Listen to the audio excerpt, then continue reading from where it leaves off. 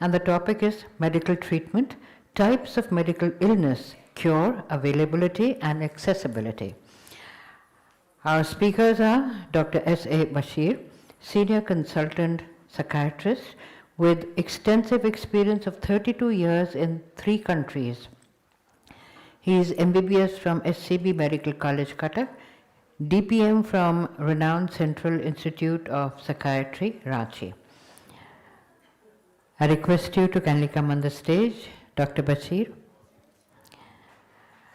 Ms. Aparna Nayyar, consultant psychologist. She trains people, especially teenagers and young adults, to manage productivity, stress, anger, and anxiety. She specializes in mood and anxiety disorders. Dr. Bashir, Ms. Aparna Nayyar, and the moderator is Sushmita Ghoshji, well-known Kathak dancer and guru. She has been resident Kathak guru of Bharati Vidya Bhavan in the UK. She has collaborated with artists and organizations, and she was also director Kathak Kendra, New Delhi. We'd like to felicitate our distinguished speakers and the moderator. Dr. Bashir.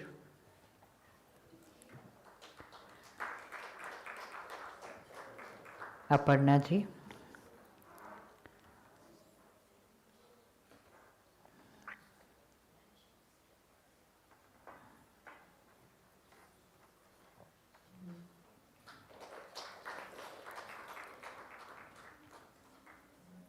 And Sushmita Ghosh ji.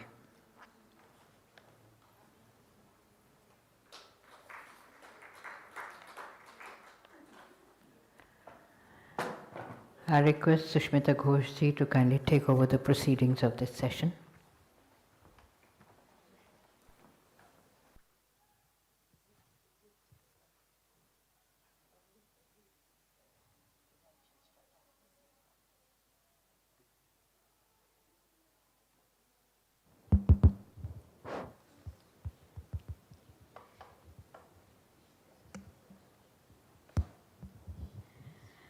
Namaskar.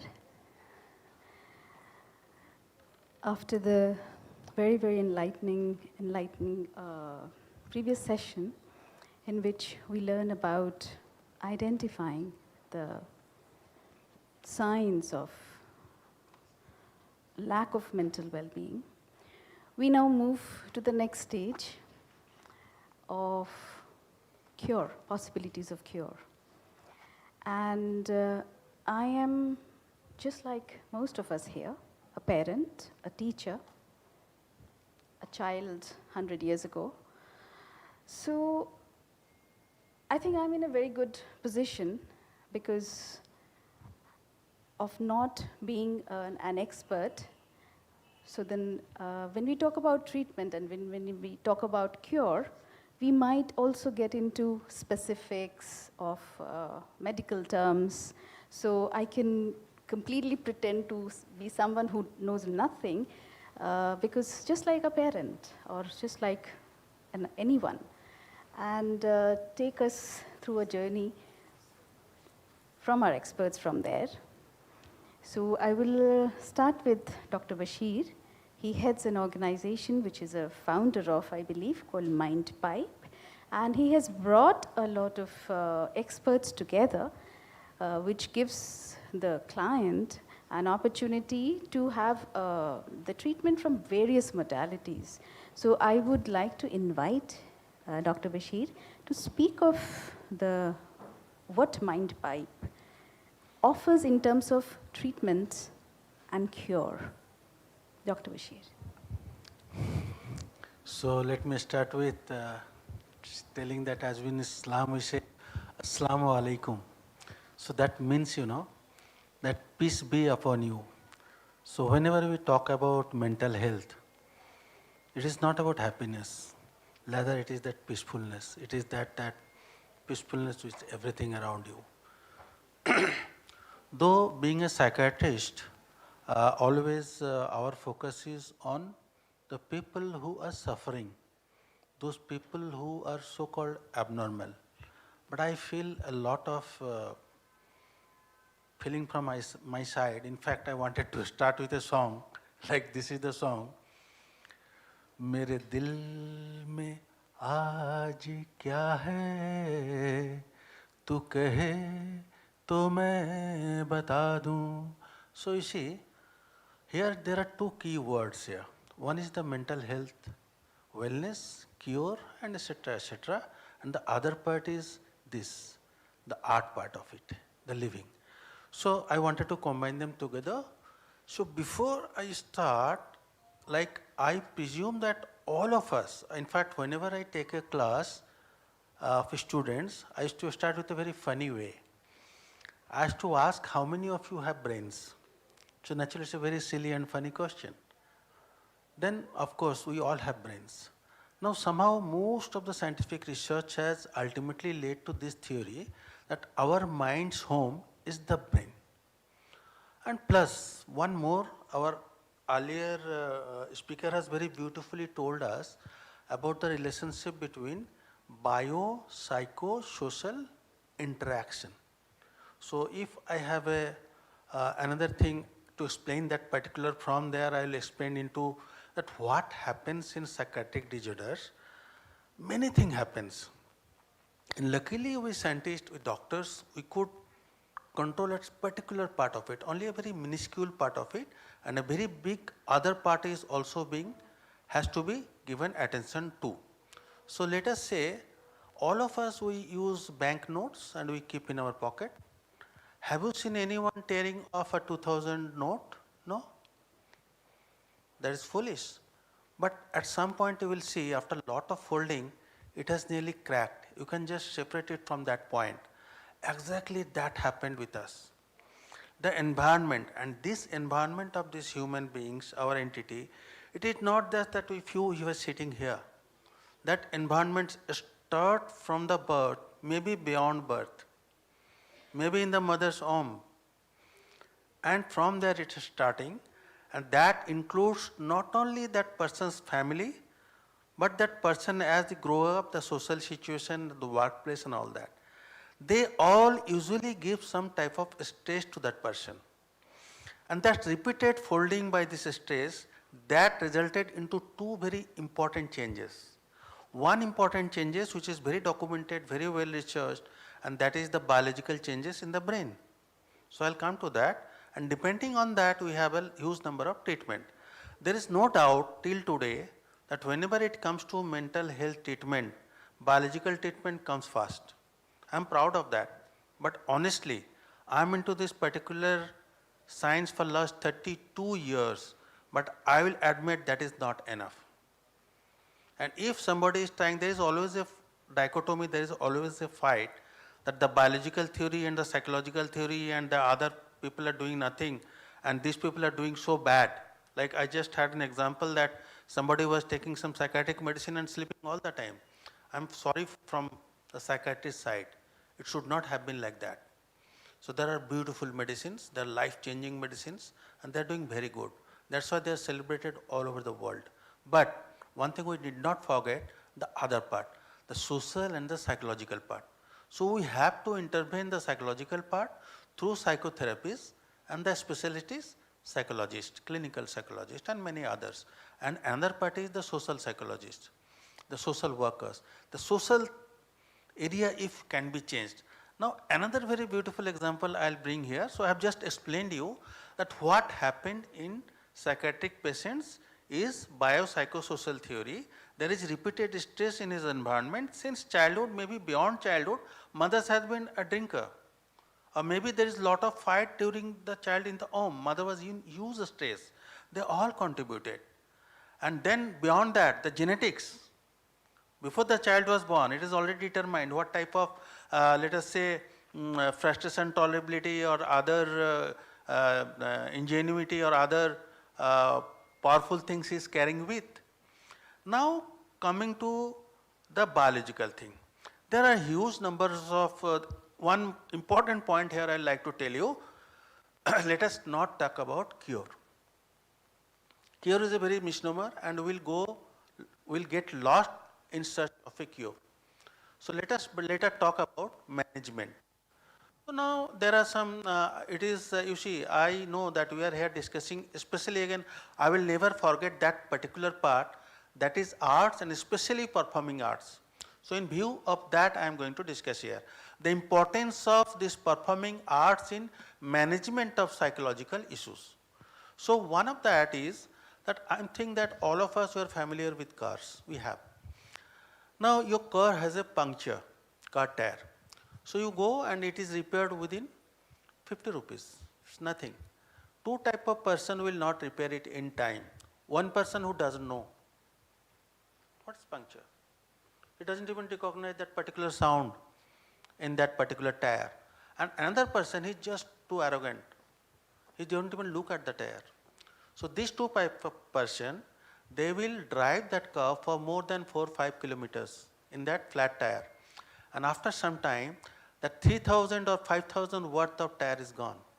Exactly that's what happened with psychiatric illnesses.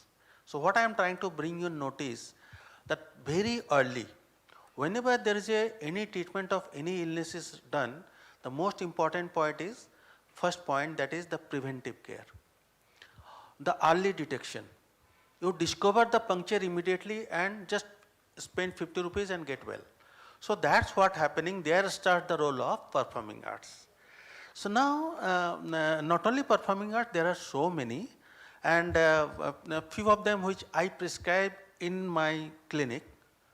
I prescribe medicines definitely, but I am the very rare doctors who hates medicines. If I write medicines, that's the last of all. If I write medicine, that should be the minimum. If I write medicine, I am very, very responsible about the side effects it creates, which is beyond the desirable effects. So now what happens, that I advise my patients, first of all, to be spiritual. First of all, be spiritual means you have to have, superpower. When you are lowest of the low, if you are spiritual, if you are a believer, you are not alone. God is with you. But if you are atheist, even that is not with you. So better that be close to God, and somebody in anything you be familiar with, you need to go closer to Him. And what are they? Every family teaches you how to be religious, how to be spiritual, do that more. Second thing, I tell each one of them that be physically active. And that is, many researches have shown that activity need not have to be more than just half an hour walk. Now just imagine that this spirituality and this exercise, if they combine in form a dance form, what a beautiful idea. And why not, it should be in every household, with every child, in every form. So that is what is desirable. So I thank this particular platform to bring our notice to mental health in an art forum. And that is what is, I'm feeling so good about it, so good about it. Second thing, of course, one of our panelists has definitely advised about the food habits. Yeah, what you eat, our body is a chemical factory. And ultimately, lot of that comes out. And the last part, I advise my people to get into the hobbies. Each one of us, that like I am a doctor, I am a psychiatrist by profession, but do you know that I love to paint, I love to sing. My bathroom is full of cracks because of my singing. So what happens, these few things I advise to my patients, and then what should be the performing arts as a prescription. Yeah, I prescribe, but are all the doctors prescribing? Then another very big part I will bring to your notice. I have founded a particular entrepreneurship called Mind Piper.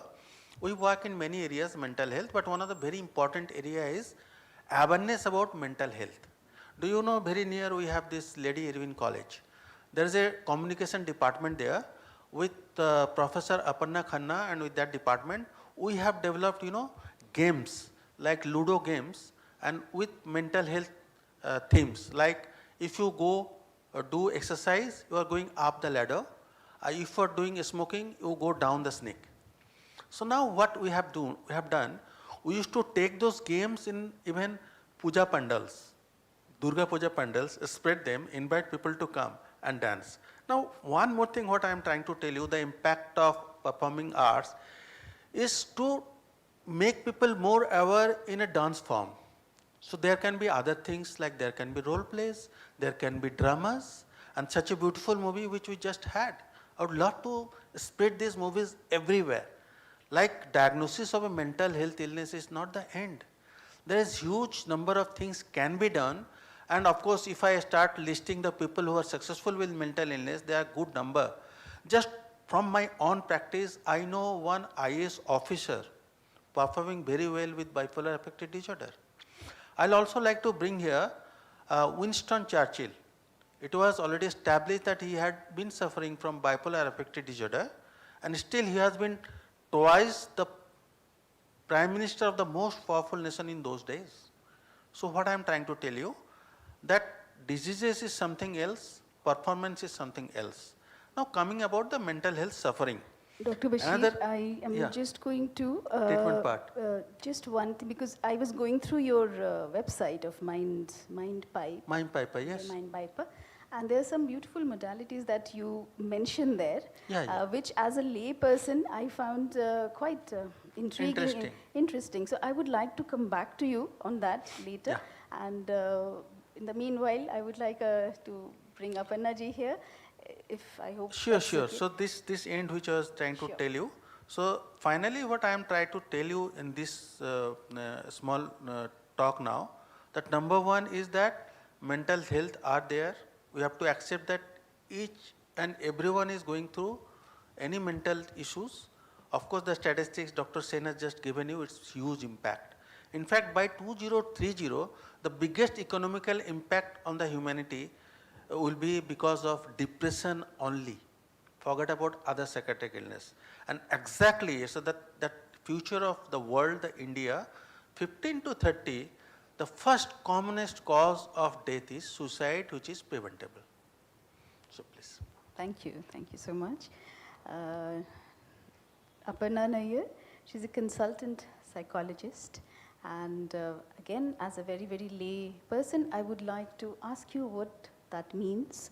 And there are certain things that I notice in your biodata, is working with children and working with corporates. So again, I find that quite interesting. So please, tell us about your work from the perspective of treatment and management, and as opposed to cure, as Dr. Bashir says. Thank you. I hope I'm audible to everyone. So good afternoon, everyone. And first of all, of course, I would want to extend my heartfelt gratitude to Dhwani and Ms. Vaswati for conducting such a symposium and bringing all of us together under one roof. And as far as treatment of mental health disorders is concerned, and whenever we think about treatment, usually one of the things that usually comes to our mind is, of course, medicines or going to see a doctor, and of course that is where a psychiatrist's role also comes in. But one of the, and as was rightly pointed out, that it's not just the medicine that is going to help, you can say, completely cure a mental health concern. But one of the things that really matters is A, the ecosystem in which you are, and B is, of course, how you manage your own mental health concerns going forward. So the role that I play in the treatment of any mental health disorder, especially with our clients, is to help them become more and more, come more and more in sync with their own selves, to identify some of the various ways in which they can cope with the changes that are happening within them. And of course, that not only includes just talking to them about, okay, how are you feeling today? Or what is it that you would want to achieve, or setting goals and all of those things. Of course, that comes into the picture as we go along. But the first and foremost instance, and this I speak from experience as well, is that whenever, and I have worked at a clinic, I have been a clinician before, and I have seen a lot of clients come in with, who have gone to a psychiatrist before, or who have been in therapy for years, and they have also come in. So usually what happens is, and in the previous panel also we discussed that there are times when people end up being labeled as having a certain disorder, or carrying that label with themselves that, okay, if this person has depression, then that person is depressed. Or they come to you and say, okay, I have depression and that is why I'm here. Because usually the first question that I would ask them is, you're here today, so what brings you here today? And they usually tell me that, okay, I got this diagnosis that I have OCD, or I have anxiety, or I have depression, or I have this, or I have that. And what I have seen a lot of therapists or counselors fall into the trap of doing is going or planning the treatment according to that label. That, okay, if this person is depressed, I'm going to plan my treatment accordingly. But one of the major processes that we have to follow, and especially as a counselor or as a psychologist, is to actually take the time and understand the person's history as well. Because as I have worked with children, young adults, teenagers, a lot more than I have with older adults, I have come to realize that in theory, in books, we are always taught about the importance of our lives growing up, especially the first 7 years of our lives. And in the previous panel especially, we had also discussed how important it is that our experiences during that time, how they have a bearing on us going forward, or our, you could say, personalities going forward. And in those experiences, a major part is played by the parents themselves. The kind of relationships that the parents hold, or the kind of behavior that the children are spectators to at home, and so on. And there are times when parents come to us, they say that, okay, my child is going through this and this problem, so I trust that you would treat them, or that you would be taking care of my child, and so on and so forth. But the one thing that I always tell them is that you might think that spending an hour with me or spending 2 hours with me would really help, but what I can really do is just nudge them in a direction of growth. But when they actually go back home, that is where the real therapy happens. So in fact, more than me, you are the real therapists here. So as parents, that is where I always encourage them to focus on. And so when it comes to treatment, it is not just about what kind of therapy I'm offering. Am I talking about cognitive behavior therapy? I might talk about hypnotherapy. I might talk about emotional freedom technique. I might throw in all of those fancy terms, and I might always tell them, okay, aaj aapka ye homework hai. This is a sheet I'm giving to you. Write down your feelings, write down your thoughts, and write down what triggers you've experienced. But then at the end of the day, when you go back home, if the environment hasn't changed, none of that is going to matter, because you're going to be back to square one. So that was just a, you could say, tiny snippet of where we usually start with our treatment. And that is where my work with teenagers and young adults lies, of course. And as far as corporates are concerned, or school teachers, college educators, all of those, you can say, that strata is concerned, my primary focus has always been to establish a more conducive growth and learning environment between the teacher and the student, or the professor and their students, or even in a corporate environment, just understanding what can be done better. So that is where the focus has always been.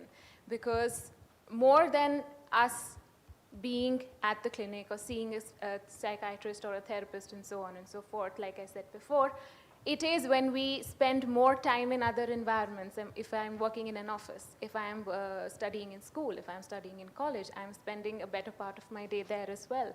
So that environment also has a bearing on me and my behavior. So the treatment and how the environment can be made more conducive so that more holistic growth can happen is, of course, where the focus has always been. Thank you, Aparna. Dr. Bashir, Aparna mentioned something about fancy words, cognitive behavioral therapy, and I remember from your website, ACT. And I know that these are individual modalities, and nothing can work in isolation. But yet, could you explain to us about one of these modalities, and explain to us who are not trained in this at all, how it works? That's one question. The other question that I have for you, you talked about medicines. What does the medicine do? Does it recreate a state in the brain of being happy, of being, what does it do? So this is my dual question to you. About medicines, I think we're very lucky that we're in the medical world. Present medicines, they are Do you know that just before advent of two very important medical interventions, a huge number of deaths.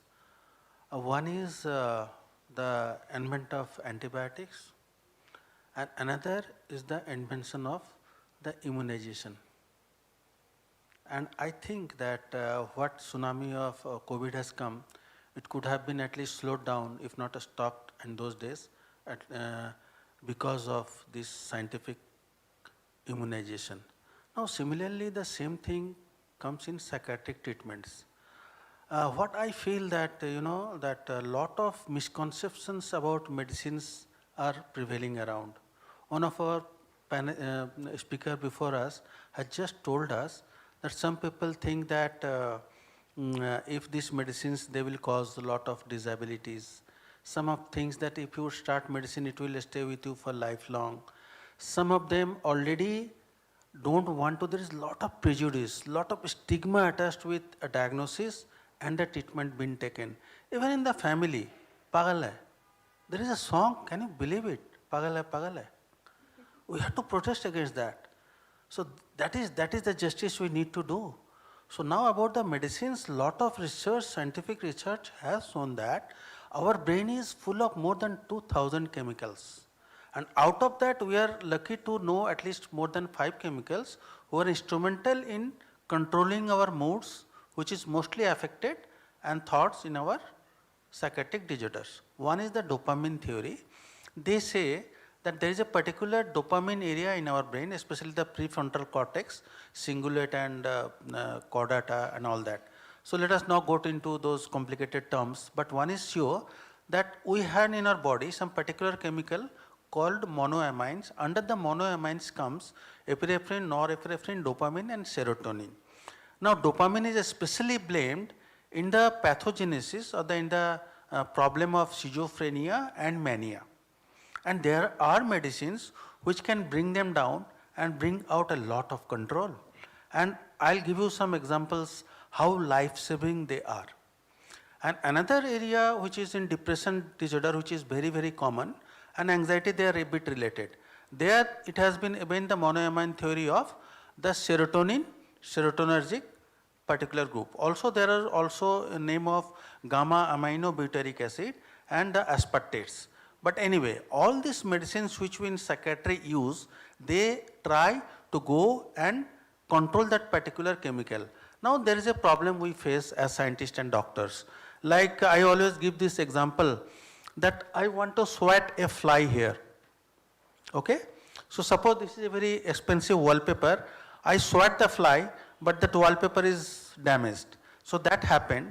I am trying to target a particular chemical inside the brain. I send a particular chemical. It does control that thing. It does control the psychological thing, but it does make some other things uncontrolled. So for example, a very, very common side effects of some psychotropic drugs, especially antipsychotics, the patients become, like a zombie. Patient becomes expressionless, he walks like this. And sometimes what happens, the patient's relatives, they become more fearful of the side effects. So anyway, there are huge number of chemicals, and one always technological development example I'll give you. There's a time when I used to carry a mobile this size, a brick size. But today you see it's not only the mobile, the computer and all that, everything is there. So exactly the same way, there are designer drugs. There are very particular drugs who will go very pinpointedly control that particular, and there is less lack of the side effects. Now one very important area here about the treatment part. I have told you any disease, it goes in 3 levels. The primary level, the secondary level and the tertiary level. The primary level is when the disease either have not started or it has just started. So that is the cheapest to intervene. So you diagnose early the first episode of depression, which has, of course there is a particular, you have a special checklist. We need a specialist to treat. About the specialist also, I'll give one more example. That whenever there is an iron work to be done at your home, you call an iron smith, you don't call a carpenter. And similarly, vice versa, there will be a disaster. So when not during a psychiatric illness, get involved the specialist. I have devoted 10 years just by learning, and this list of the 20 years, 30 years, I'm practicing, I'm learning every day, and maybe I'm going to learn something from here. And exactly same thing applies to our clinical psychologists. So let us have faith in the specialist, and of course there are a huge number of, the those who mimics, those who acts that I am a specialist.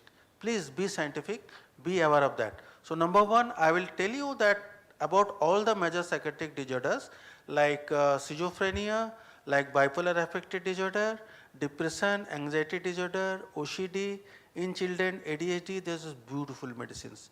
Very, very beautiful medicine, very less side effects. And at one point, this medicine was started by a psychiatrist or a neurologist or whoever. It has to be supervised. You have to see the doctor once in regular interval. Not that. I am so sad to see today, yesterday, a patient went to a government hospital. The government doctor do a right diagnosis, give a right kind of medicine. But after that, because the patient refused to go back to the doctor, so doctor done a big wrong by telling that continue this medicines for years. So that is totally wrong. That is not scientific. What happened? That medicine and made that particular young 21 years girl this fat. There is hormonal issues. There is a problem in the prolactin and luteinizing hormone and what not. And these two, the parents are aware. After 1.5 years, they are realizing that something has been done wrong because we are giving this medicine without the doctor's advice. Now about one important point, we have just told you that I will give an experience, my own experience. I have once treated one bipolar affective disorder complicated with taking alcohol. I was called by a doctor, pediatrician. It was his assistant, he was. So when I went, he was so violent. It took 10% just to nail him down. And thank God we have injections to give him IV then and there, and he could calm down. And he could have been admitted. Just to name few terms, in medical terms, there is Dr. a very Bashir, beautiful. again, I'm sorry, I'll have few important chemical terms. Sure. Like not only these biological medicines, I'll not drop the names. There are some beautiful medicines coming up. One is electroconvulsive therapy, which is so-called so badnaam, but it's a beautiful treatment. And another has coming up, that is what does this do? What does this ECT, do? electroconvulsive treatment, which is given electric current through the brain of the patient. It is again in emergency a beautiful, beautiful treatment. Another thing which has come May up, I ask which is why is it beautiful? it has no side effects Right. like other medicines, Okay. and it gives immediate result. Very suicidal patient, they improve within 2 days. So it'll calm the person down. Very, very violent schizophrenic patient, they come within 2 days. Okay. There is another called RTMS, repetitive transcranial magnetic stimulation. So these type of treatments are coming up, and of course, as a psychiatrist here, as a proponent of biological theory and treatment, as a practitioner, still I will give a double hand to the other two treatment, that is psychological treatment by psychotherapists and the social intervention by social workers. And again I will laud this particular forum where we are talking about art. Art is a beautiful thing, especially the performers. There is a huge evidences that performing arts, especially drama, psychodrama, dances, singing and skits and all that, they had been instrumental in two beautiful areas. One is it itself is very empowering, it encourages socialization, it encourages the person to channelize their emotion in a very safe environment. And of course there are many other reported benefits out of this. And also I have seen in another one of my experience, the patient was diagnosed schizophrenia, the patient was brilliant, patient has completed his graduation, he joined an MBA college, dropped in the first year. But he was a beautiful painter. I encouraged him painting so much that he started taking it professionally. Today he is selling paintings in Dubai. So art is a great thing, it's a great healing power. Absolutely. And we could not agree more, Dr. Bashir. And in fact, this afternoon we have a Yes. whole series of artists who have Yes. combined art and therapy. Excellent. And I'm sure we would love to hear more in detail on that. And I would like to now return to Aparna ji. is you mentioned of corporates in your work, the profile. So is there something specific that you would like to bring out from there in terms of corporates and mental well-being? Would you have some general pointers that you have noticed, or is it something that you would like to say to the corporates? So of course, from all of what we have seen, especially about MNCs and corporates, the one thing that usually stands out is the long working hours or the amount of work that needs to be put in, and there are people who are under a lot of pressure from all different directions to perform or to complete a task or to deliver on certain deliverables to the client and so on and so forth. So while a lot of corporates have been that way, but in the recent years, especially with the startup culture and things are changing, so there are a lot of people who are taking the, you can say, who are making it their mandate to actually not just incorporate their own well-being into their work, but to also make sure that they are being very inclusive of the conversations that they're having at work. So even with corporates, just having those conversations around each other, or just to allow your coworkers that space to just, that okay, if you're not feeling well, it's fine, you can work from home, or you can take a day off, and you can come back when you're feeling better. Or there are corporates who are actually giving support in terms of having counselors or therapists, or conducting workshops for that matter, to actually not just spread the awareness, but to also help people. Where you step in? Is that where you would advise the corporate? Yes, so in a lot of different ways. So there have been companies where I have stepped in as a therapist, in the sense that I'm not only taking the sessions for people, employees within that company who would actually want to reach out and have conversations, especially during the COVID period, where there were people who had actually lost dear ones, who were struggling to come back to normal, you can say, and struggling with the whole concept of isolation that we have spoken about in the previous panel as well. So that is where I was offering individual sessions, but other than that, the company also wanted me to step in and to actually just talk to them all together in one room, to just speak to them about what are some of the areas of their lives. And usually whenever I speak to anyone in general, so if they're asking me, okay, how can I do better in life, or you meet people at a forum and you just, or even at a get together, and there are people who are intrigued by the work that you're doing, so they just come up to you and ask you, okay, what should I keep in mind so that I know that I am being in charge of my mental health? So I always tell them that there are some key factors you must always you can say cater to, and it's not just that you have to reach out to a therapist to cater to your mental well-being, which is great, which you must do if you have the need for help, but at the same time, at your own level, what are some of the things you can cater to? And of course, your sleeping routine, if that is messed up, you need to identify what is it that is creating that disbalance, or for that matter, trying to get into a sleeping routine. Then, of course, making sure that you're catering to your eating habits. What is it, what a diet is it that you're intaking, and at what intervals are you intaking that diet? For that matter, are you, and as Sir had rightly pointed out, that, physical activity, or getting in touch with your own self, spending time with your own self is important. Spending time with the people around you is important, because we are all social animals. So until and unless we sit with people around us, we can't really tap into the, you can say, the happiness potential that we have inside of us, which we can also gain from the energy of those around us.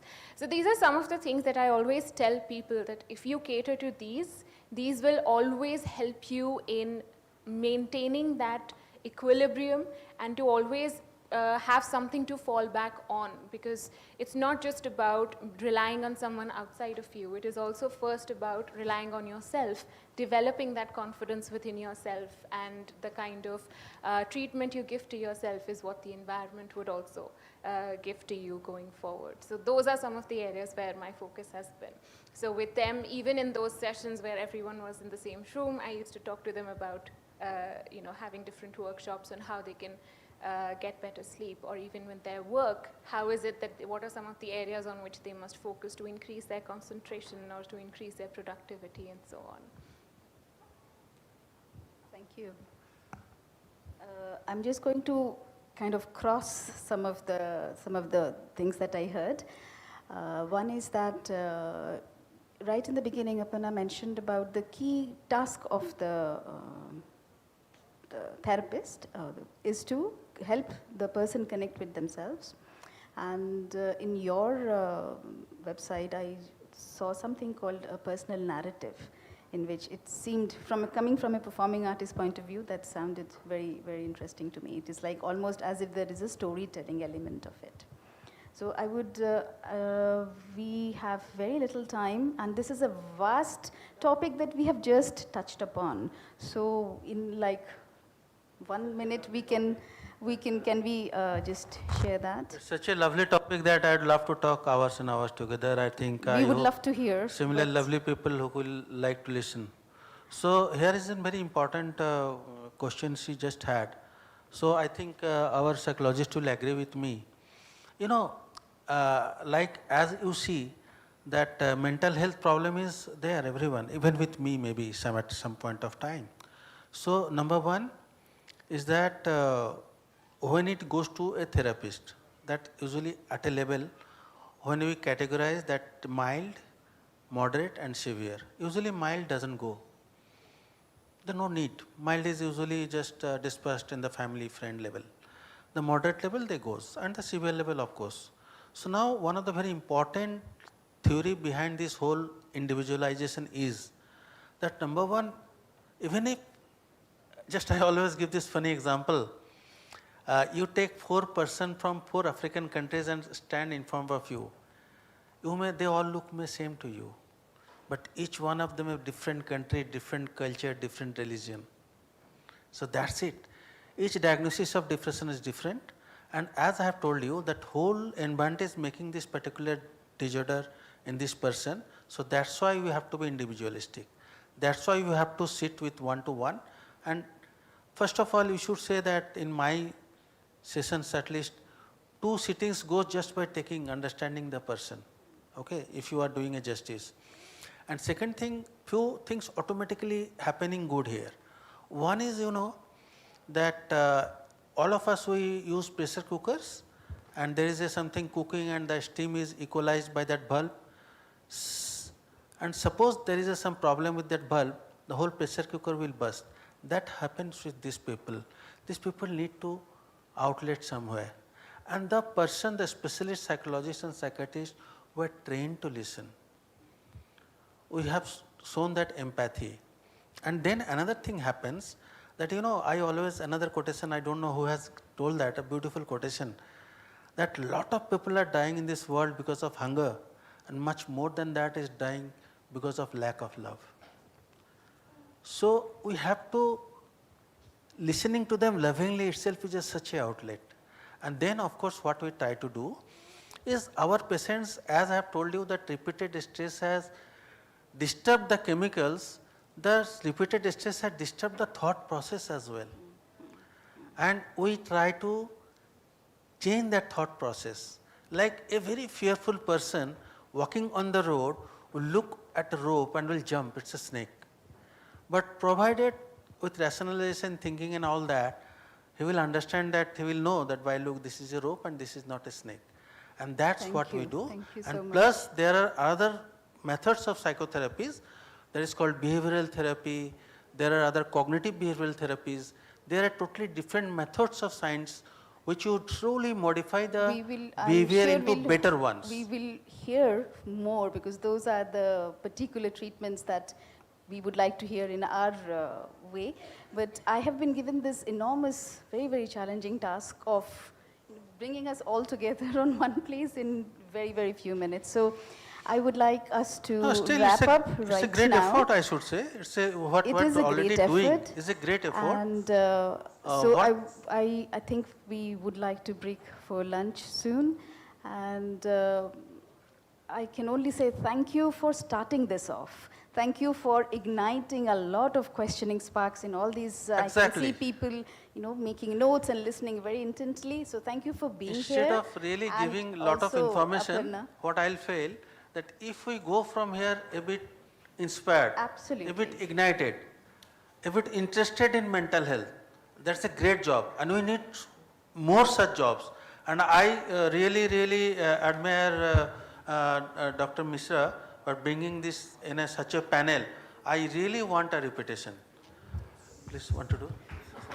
Thank you very much. So I think we would step down for now, and For all of you to listen to me. thank you. Thank you very much.